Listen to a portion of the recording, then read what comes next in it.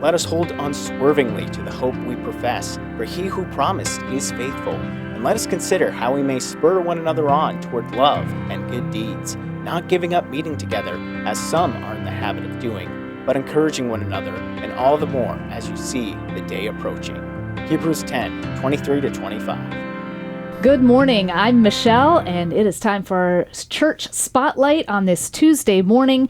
I am joined in the studio by Chris Thoresen. He's the pastor of Gateway Assembly Church of International Falls. Good morning. How are you, Michelle? I'm good. Did I give the name of your church properly? Gateway Assembly Church. Yes, you did. All right. Yes, you did. All right. You guys are located on Highway 53 in International Falls. Yep, 1309 3rd Avenue. Yep. Right. So, let's talk about your ministry. Now, I know the church has been here longer than you have, so what's a little bit of history of the church and then of you, and we'll talk about how you got into ministry. Well, as I understand it, way back when before it was an Assembly of God church, it was just a Pentecostal church starting around 1927, and it wasn't until the 60s, as I recollect, that it became a chartered Assembly of God church, and then it was in a different building now. We are where we are at, and it's been amazing to find out the church history and the history of the churches in general in this area. There's a lot of amazing Christian heritage up in this area, and it's just been amazing just to learn and be a student of all of what God has done up here. So yeah, there are a lot of churches in the area, so you can kind of pick your denomination that you're comfortable with, and, yes. And there's not really an excuse not to find a local church family. You are absolutely right, yes. So how did you get into ministry? Were you a pastor before you came here, and then how long have you been here? Well, I was credentialed through the Assembly of God in 2014, and shortly after getting credentialed through the AG, my wife and I were called up to the northwest part of the state, pastored at Carlstead Assembly of God for a couple of years, and the time the Lord moved us in a different direction, and then 7 years ago, the Lord called us up here, and we've been up here ever since. It's been 7 years already. 7 years. Oh. Very good. It's gone by fast, but it's been great. Yeah. So did you always want to go into ministry, or how did that come about? Absolutely not. When I graduated high school, I had the ambition of being a school teacher, and I started out college with that intention. But then halfway between my sophomore and junior year, I felt the call to ministry. I fought it for a little time, but by the time I was semester's end, my junior year, I switched majors, and I was at Jamestown College at the time, and went into the religion and philosophy department, and got involved in a youth group, and the rest is history after that. So from that moment, the call to ministry has been so prevalent, and there's no denying it. So yeah. That's cool. That's good to know that you are where God has you and doing what He's called you to do. No better place to be. Yep. Absolutely. So tell us a little bit about your family. My family. Well, I have my beautiful wife, Shauna. She works here at the radio station. And then we've got two amazing daughters, Zoe and Zelda, and we are a happy little unit. So we live out of town, and that's...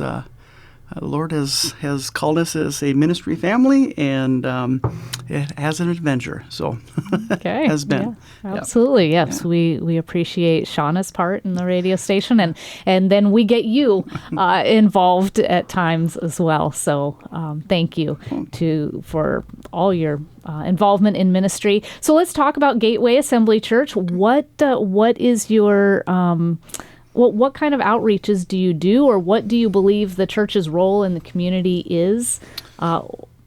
Well, that is a phenomenal question. We are Gateway Assembly Church, and we get our name from John 10:9, where Jesus says that He is the gate, and all who enter through Him will be saved. They can come in and go out and find green pastures. So we exist to point and to lead people to the gate, to Jesus, and as we lead people to Jesus, we believe in discipleship. And so as people grow in their faith, they find that nourishment, that rest, and that green pasture that Jesus is talking about. So everything we do as a church involves Jesus and discipleship and making people and leading people to be more like Jesus. So, as far as outreach, it's very organic. We believe that being a Christ follower is an everyday thing. So when you are outside of the church building, you should be representing and leading people and pointing people to the gate. So a lot of our ministry is organic, where they go out and evangelize. But specifically, we have a group of guys that go out Thursday. They go from door to door to pray and to witness to people. That's been pretty fruitful. We've had the opportunity for years now to go inside the jail and to have Bible studies, and there's other different pastors in the area that do that, but that's one of our ministries we just love doing, and we've seen God work in so many lives through that ministry, and other ministries, again, it's just all organic. We love to piggyback with other ministries in town, like Salvation Army. We love to help them. We love helping out the radio station. This is a wonderful vehicle for the gospel to go out. So we, and also Northern Options, because we believe that God is a God of life and He gives life. So why not come behind that? So I just want to plug Northern Options right now. So a wonderful ministry that is. We also like to reach out to our community. So the Bacchus Center, a wonderful place, wonderful opportunity, and for this, just a good place to be for this, for this community. I don't know, just we love International Falls in the area. So yeah. Kind of places to come together and serve one another. And then as Christians, I think when we're serving one another, we're then showing Jesus and exactly what He's all about. You got it. So it sounds like you do a lot of discipleship within the church, and then you encourage them to go out and evangelize friends and neighbors. Would that be a good description? Absolutely. Yep. So what's a current, do you do sermon series or topics, or what are you in? Well, that is a loaded question.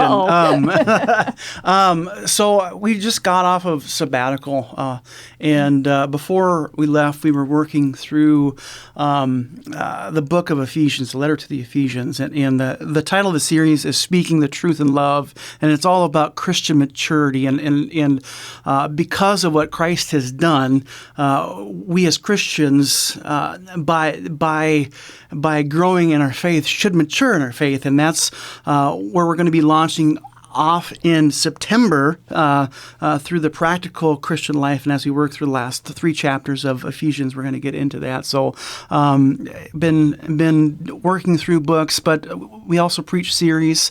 Right now, since we were on sabbatical, we're addressing the church and some things that the Lord has put on my heart to share with the church.